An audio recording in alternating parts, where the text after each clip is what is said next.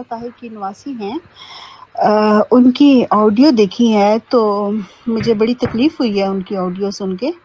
میں نے ابھی گروپ کے اوپر جو آپ لوگوں نے بات چیت کی ہے، میں نے وہ بات چیت بھی نہیں سنی کیونکہ میں ابھی کافی لیٹ ہو گئی ہوں، تو میں ڈائریکٹ اپنی بات سٹارٹ کر رہی ہوں کہ میں نے جو ندا کے بارے میں یہ سنا ہے کہ اس کا ریپ ہوتا رہا ہے، 1 سال کی بچی تھی جب سے لے کے اس کا ریپ کرتا رہا ہے مرزا مسرور کا سالہ، تو 8 سال تک اس کا مسلسل ریپ کیا اس نے، اور ویک میں کئی دفعہ اس نے اس کو اپنی حوث کا نشانہ بنایا ہے۔ اور چلو تب تو وہ بچی تھی، پھر وہ بڑی ہوگئی، تب تک وہ کرتا رہا ہے، اس کا ریپ کرتا رہا ہے۔ اور لاسٹ ٹائم جو کہ وہ وہاں سے چھوٹی ہے، اس نے شکر ادا کیا ہے، اور وہ کہتی ہے کہ میرے منہ پہ ہمیشہ یہ الفاظ رہے ہیں کہ اللہ تعالیٰ میں دعا نہیں کر سکتی تھی، لیکن میرا دل، ظاہر ہے جب ایک انسان زبان سے نہیں دعا کر سکتا لیکن اس کا دل دعا کر رہا ہوتا ہے کہ یہ کیا ہو رہا ہے۔ اے خدا، اگر کوئی خدا ہے تو وہ سنے، اگر اللہ ہے تو وہ سنے، اور وہ دیکھے اور وہ سمجھے خود ہی کہ ایک مظلوم کے ساتھ یہ کیا ہو رہا ہے۔ ایک بچہ جو کہ پیدا ہوتا ہے اور وہ اس نشانے کا سامنا بنتا ہے، اور وہ بڑے ہوتے تک وہ اس چیز کا سامنا کرتا رہتا ہے، وہ تکلیف صرف وہ شخص جان سکتا ہے، وہ بچہ جان سکتا ہے، اور کوئی نہیں جان سکتا۔ مرزا مسرور اس سے کہہ رہے ہیں تم خاموش ہو جاؤ، خاموش رہو، تمہاری عزت اس میں ہے کہ تم خاموش رہو۔ تو وہ خاموش رہے، اگر وہ خاموش نہیں رہے گی تو اس کی آواز کو دبا دیا جائے گا۔ کوئی پتہ نہیں ہے کہ اس کے ساتھ ظلم کر دیا جائے، کوئی پتہ نہیں ہے کہ اس کو قتل کر دیا جائے، کوئی پتہ نہیں ہے اس کو غائب کر دیا جائے۔ جیسے کہ عطیہ بتاتی ہے کہ ربوہ میں بہت ساری لڑکیوں کو غائب کر دیا گیا ہے، اور کوئی پتہ نہیں وہ کہاں چلی گئی ہیں۔ اسی طرح ان کے اپنے خاندان میں یہ سب کچھ ہو رہا ہے۔ دیکھیں، خدا کا خوف کریں۔ اور میں کہتی ہوں مرزا طاہر کے متوالوں، میں بھی انہی میں شامل تھی۔ سوچو، سنو، دیکھو یہ مرزا طاہر کے خاندان میں مرزا طاہر کی بچی کے ساتھ یہ کیا ظلم ہوا ہے۔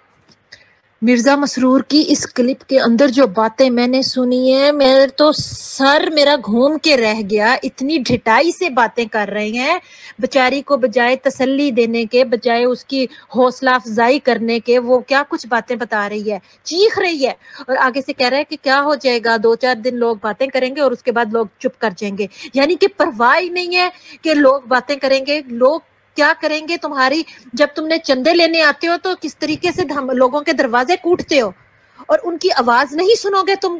اتنے تم جبار اور قہار، اتنے سخت دل، ہارٹ لیس پرسن ہو تم۔ صرف پیسوں نے آنکھوں پہ پٹی باندھ دی ہوئی ہے۔ کوئی بات سنو اس بچی کے لیے کہ وہ رو رہی ہے، چیخ رہی ہے، اور وہ آگے سے ڈھٹائی کا عالم دیکھو کہ کس طریقے سے منحوس قسم کی اس کی وہ حرکت مجھے لگی ہے، اس کی آواز میں منحوسیت ٹپکتی ہوئی لگی کہ وہ تم ایک بچی کے ساتھ تم اس طریقے سے بات کر رہے ہو۔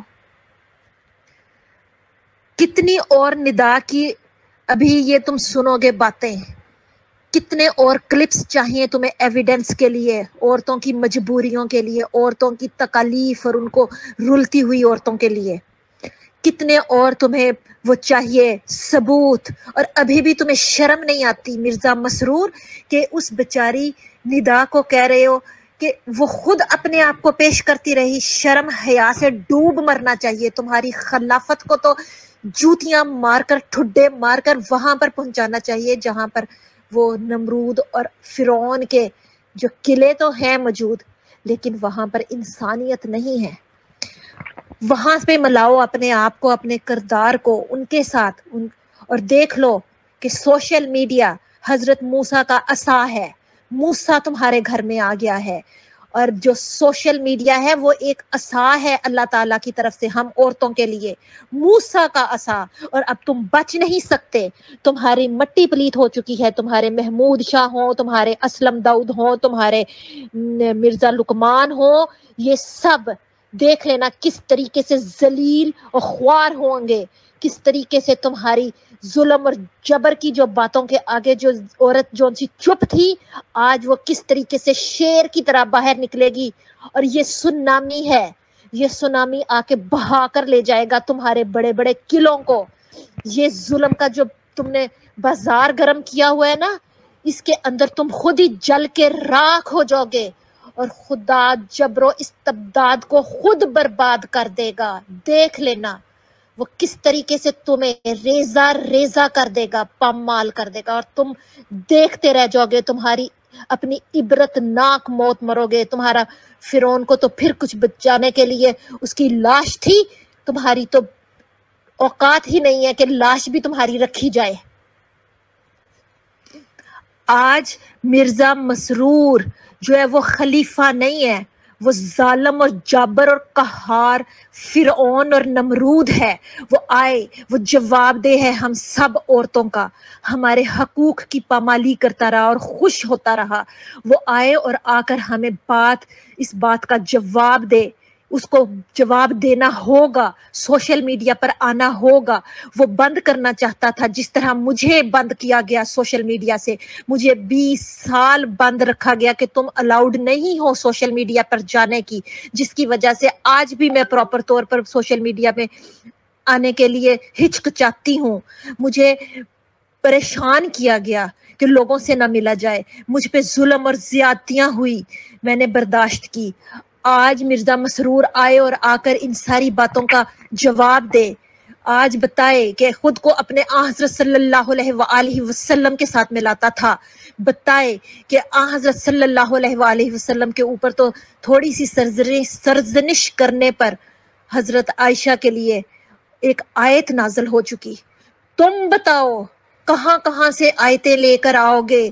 ایک عورت نہیں، 2 نہیں، 3 نہیں، کتنی آیتیں، کتنی عورتیں تمہارے سامنے بلبلا رہی ہیں، رو رہی ہیں، تکلیف سے پاگل ہو رہی ہیں. کئی ایسی عورتیں ہیں جو مر چکی ہیں ہارٹ اٹیک ہو کر تمہارے فیصلوں سے. کئی ایسی عورتیں ہیں جو ٹیکے لگوا رہی ہیں پاگل پن کے، اپنے وہاں پر اپنے گھروں میں بیٹھ کر، صرف تمہارے فیصلوں کی وجہ سے. ہم جیتی جاگتی زندہ مخلوق اس وقت تم سے یہ سوال کرتے ہیں کہ بتاؤ، یا تو ایک آیت نہیں تمہارے اوپر اتر سکتی، اور نہ تم کسی کے فیصلے کا جواب دے سکتے ہو. تم ہمارے جواب دہ ہو، تم ہم عورتوں کے جواب دہ ہو، تم ندا کے جواب دہ ہو.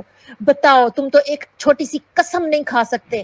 تمہیں تو اتنا غرور اور تکبر ہے، اس میں کس طریقے سے بات کر رہے ہو. وہ للکار کر تم سے بات کر رہی ہو اور تم بھیگی بلی بن کر اس سے بات تک نہیں، تمہیں شرم نہیں آتی، تمہیں بات کرنے کا طریقہ تک نہیں آتا. اگر تم سچے ہوتے تو تم اس طرح چیخ کر بولتے جس طرح ندا چیخ رہی تھی، جس طرح آج میں چیخ رہی ہوں. مرزا مسرور، اگر تم سچے ہو تو اس طرح چیخ کر ہمیں بتاؤ کہ تم سچے ہو. مرزا مسرور، تم دیکھ لو، اس طریقے سے ہم چیختے تھے، ہم خط لکھتے تھے، فیکس کرتے تھے، مشین کے آگے بیٹھے رہتے تھے، شاید کسی دن اس کا جواب آ جائے. ہم اپنے پوسٹ آفیسز، ہم اپنی میل کا اس طریقے سے انتظار کرتے تھے کہ شاید آج حضور کا جواب آ جائے. آج بلک بلک کر ندا نے اس بات کو کنفرم کر دیا کہ وہ جو ہمارے خطوط ہوتے تھے وہ تمہارے لیے کسی اہمیت کے حامل نہیں تھے. وہ ہمارے ایویڈنس، ثبوت جو ان سے تھے، وہ کسی اہمیت کے حامل نہیں تھے. وہ جھوٹی باتیں جن کو تم کہتے تھے کہ یہ خطوط ہمارے جگر کے ٹکڑے ہیں، وہ کہاں گئے تمہارے جگر کے ٹکڑے؟ یہ خطوط ہمیں جان سے بھی عزیز ہیں. یہ تمہارے خلافت کے وہاں کے جو اڈے بنائے ہوئے ہیں، وہاں سے یہ پیغام موصول ہوتے تھے. وہ شاعری تمہاری آتی تھی وہاں سے کہ تم کس طریقے سے اپنی عوام کا خیال رکھتے ہو، تم کتنے مصروف ہو. گھوڑوں میں مصروف رہنے والا شخص انسانوں کی قدر کیا جانے گا؟ تم ظالم جابر قہار آقا، آ کر ہماری عورتوں کا جواب دو، ہمارے حق حقوق کے بارے میں بات بتاؤ. آج میں نے تمہیں ٹھڈا مارا تو میری زندگی کچھ سہل ہوئی. آج ندا نے تمہیں ٹھڈا مارا تو وہ آہستہ آہستہ زندگی کی طرف جائے گی، اور وہ ضرور جائے گی. ہم سب اس کے ساتھ کھڑے ہیں. لیکن دیکھ لینا، تم اکیلے تنے تنہا، تم وہاں فرعون کی طرح، تم کس طرح نامراد تمہارا نام و نشان تک مٹا دیا جائے گا. یہ تمہارے جو قلعے ہیں اس کے اندر سے انسانی آوازیں بند ہو جائیں گی. وہ ایک عبرتناک نشان کے طور پر ظاہر کیے جائیں گے دنیا میں. دیکھ لینا یہ تمہارے جو قلعے ہیں نا ان کا کیا انجام ہوگا. یہ خلافت کی گدی نہیں ہے, یہ نمرودیت کی گدی ہے, یہ فرعونیت کی گدی ہے جس پر تم بیٹھے ہوئے ہو, جس پر تم عورت کا حق نہیں دلوا سکتے, جس پر بیٹھ کر تم بلی کر رہے ہو ہمیں, جس پر بیٹھ کر تم الزام لگاتے ہو, عورتوں کو کہتے ہو چپ کر جاؤ, سمینا تانا کرنے کی باتیں بتاتے ہو, صبر کے تم لیکچر دیتے ہو, مٹی ڈالنے کی کوشش کرتے ہو. ہمارے اوپر گزرے ہوئے ان حالات و واقعات تکالیف کے اوپر تم چپ کر کے خوشی سے ہمیں بدنام کرنے کی کوشش کرتے ہو, عورتوں کو ذلیل اور حقیر سمجھتے ہو. یہ عورت اب چپ نہیں رہے گی. یہ تمہاری غلط فہمی ہے. یہ عورت اب چپ کر کے نہیں بیٹھے گی. یہ ایک ندا نہیں ہے, یہ برسوں سے اٹھی ہوئی آواز جون سی ہے, اب یہ سونامی ہے جو انقلاب لے کر آئے گی. یہ سونامی ہے, یہ دیکھ لینا کس طریقے سے تمہاری گدی کو ملیا میٹ کر دے گی اور دنیا کے لیے ایک جیگتا جاگتا فرعون اور نمرود کا محل وہ ہے, وہ عجائب گھر میں وہاں پر تمہارا یہ نام لیا جائے گا. دیکھنا یہ تمہارا یہ حال ہوگا اور ہم کر کے دکھائیں گے. آج تمہارے گھر کی عورتیں نکل رہی ہیں. میں بولی تھی اس کی امی کے, اس کی والدہ کے بات جب تھی فائزہ, بی بی فائزہ کو اس وقت تحفظات ملے ہوتے, اس وقت اس کی آواز اس کو کنٹرول کرنے کی بجائے اس کے ساتھ مل کر بات کی ہوتی اور اس کا گھر بچایا ہوتا, یا اگر گھر نہیں بچنا تھا تو اس کی کہیں اور شادی کی ہوتی, یا اس کی مرضی کے مطابق اس کی زندگی گزارنے کا اس کو حق دیا ہوتا. تو آج اس کی بیٹی اس طریقے سے نہ منظر عام پہ نہ آتی اپنے حق کی خاطر. وہ اس نے بیچاری نے اب بہت, میں اس کی ہمت کو داد دیتی ہوں کہ اس نے کسی چیز کی پرواہ نہیں کی, اور وہ اپنے ماں اور باپ دونوں سے مختلف نکلی. اس نے تکلیفیں دیکھی, اس نے اپنی ماں کی تکلیف دیکھی, اس نے اپنے باپ کا ظلم دیکھا, اور اس نے خلیفہ وقت کو ساتھ ساتھ بتاتی رہی. اس کے اوپر کیا گزری ہوگی جب وہ اس تشدد میں سے جب گزری ہوگی, ان ظلم اور زیادتی کا وہ جب شکار ہو رہی ہوگی, اس وقت کو دیکھا جائے. اور آپ کہہ رہے ہو کہ تم خود جاتی تھی اس کے پاس, کون سی لڑکی ہے جو اپنی خوشی سے اس طریقے سے جاتی ہو ظلم, اور پھر بعد میں اپنے آپ کو سائیکائٹرسٹ کے پاس لے جائے اور کہے کہ مجھے میری ہیلپ کرو. وہ وکٹم کون بننا چاہتا ہے؟ کوئی نہیں بن سکتا اس طرح سے. یہ جھوٹی باتیں نہیں کرنی چاہیے, یہ جھوٹ نہیں لگانا چاہیے. اس کے کردار کے اوپر آپ اب کردار کشی, خلیفہ وقت ہو کر کردار کشی کرنے شروع کر دی. اس کے اوپر تمہیں شرم حیا نہیں آتی, جبکہ ہمیں خود پتا ہے کہ مرزا لقمان کے کیا کرتوت تھے, ہم بہت اچھی طرح سے واقف ہیں. تو ہم اس بیچاری ندا کے ساتھ ہم کیوں نہ کھڑے ہوں؟ ہم جانتے ہیں کہ اس کے پیدا ہونے سے پہلے اس کا باپ کیا کرتوت کرتا تھا. آج ہمیں بتایا جائے گا کہ ندا جون سی ہے وہ غلط ہے اور مرزا لقمان جون سا ہے وہ مہان شخصیت ہے. آپ تو اپنی ریکارڈنگ میں یہاں تک کہہ رہے ہو کہ وہ میری بات نہیں سنتا. اگر وہ آپ کی بات نہیں سنتا تو وہ الیکشن کمیٹی, خلافت کی الیکشن کمیٹی میں کیسے حاضر ہوا؟ اس کو الیکشن کے لیے آپ کے ساتھ وہ کہاں پہ کھڑا تھا؟ وہ ووٹ تو دے سکتا ہے خلیفہ بنانے کے لیے, لیکن اس کو اخراج نہیں اس کا ہو سکتا. آپ اپنے منہ سے کہہ رہے ہو کہ وہ میری بات نہیں مانتا, وہ اپنی من مانی کرتا ہے. جب وہ اپنی من مانی کرتا ہے تو اس کو نکالا کیوں نہیں جاتا؟ جماعت سے فارغ کیوں نہیں کیا جاتا؟ جماعت احمدیہ میں جو پیس ولیج ہے وہ ایک قبرستان کی صورت رکھتا ہے جس میں کوئی زندہ آواز نہیں ہے, وہ مردے ہیں. وہاں پر پیس ولیج میں جتنے بھی احمدی موجود ہیں وہ قبرستان ہیں, مردے ہیں, روحانی طور پر وہ مر چکے ہیں, ان کے اندر انسانیت نہیں ہے. یہ سب چیزوں کے ذمہ دار یہ خلافتی گدی کے ٹھیکے دار ہیں, یہ خلیفے ہیں جنہوں نے ان کو مردہ صفت انسان بنا دیا, جن کے سامنے ذرا بھی حیا اور شرم نہیں, جن کے نزدیک عورت کی کوئی ویلیو نہیں, جو عورت کو حق کی آواز پر اٹھنے نہیں دیتے. وہ وہاں پر عورتیں مر رہی ہیں, ذلیل ہو رہی ہیں, اور وہ مردے وہاں پر صرف اور صرف جانوروں کی طرح ان کے ساتھ سلوک کر رہے ہیں. یہ عورتیں ہیں پیس ولیج کینیڈا میں، اور میں ان کی زندہ مثال تھی جب تک وہاں پر رہی. آج میں نے ہوش سنبھالی ہے. یہ پیس ولیج جو کینیڈا کو کتنے خوشی سے نام لیتے ہیں کہ ہم نے وہاں پر ایک سٹی بنایا ہوا ہے، وہ مردوں کا سٹی ہے.